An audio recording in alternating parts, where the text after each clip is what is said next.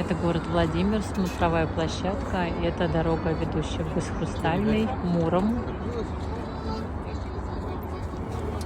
Всегда здесь много народу. Это памятник Владимиру Мономаху. Справа белое — это Успенский собор. Московский собор Кремля Успенский сделан по его образу и подобию, только в 3 раза выше, шире. А так он был сделан с этого собора. И там сохранились копии фресок Андрея Рублева, знаменитого русского иконописца.